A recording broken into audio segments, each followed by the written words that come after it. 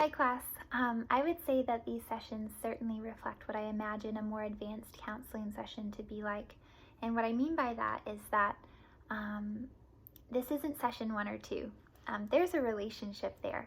So we have a client and a counselor that have built a solid therapeutic alliance in which the client can share thoughts and feelings and concerns in a safe and trusting environment without feeling like they're going to be judged, and the counselor is able to kind of navigate what the client is sharing and know which skills to use just from the relationship that they've built so far. Now, I would say that between session one and two, I was certainly more drawn to session one, even though that session one was focused more on basic skills with some advanced skills, and I would say session two was certainly more focused on using advanced skills. And I think that some of this has to do with the theoretical orientation. So session one was really person-centered. Session two is more what I imagine cognitive behavioral therapy and that model might look like. So going back to session one, we see a counselor really focusing on using empathy and unconditional positive regard and congruence to be present with the client and allow the client to explore her experiences and her feelings of being overwhelmed or frustrated or stressed by a new job, which is all very understandable, and just really inviting her and looking to discover together. And that was something that just, there was a lot of discovery in session one, both for the counselor and the client.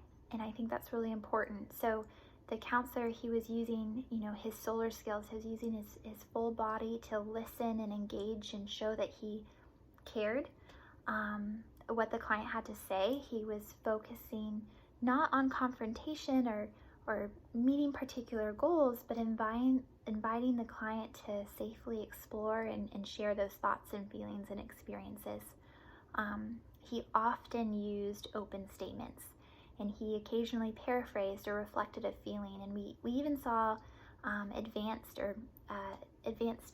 empathy when she was sharing something. He was like, "It sounds like you're frustrated," and that brought further understanding for her and to express even more deeply that she's frustrated with herself and with the work. So that was just very encouraging to watch. Now, session two was also, it was just a different way of counseling and use different skills. So we saw the counselor challenge and use contradictory, like he challenged her contradictory thoughts. And he was really working with the client to identify those core beliefs and that might impede her meeting her goals and that she had expressed in their treatment plan. He used immediacy to address her codependency, and then he used influencing skills to suggest that she take some initiative and plan an outing that she might enjoy. And they voiced the challenges in that and the feelings in that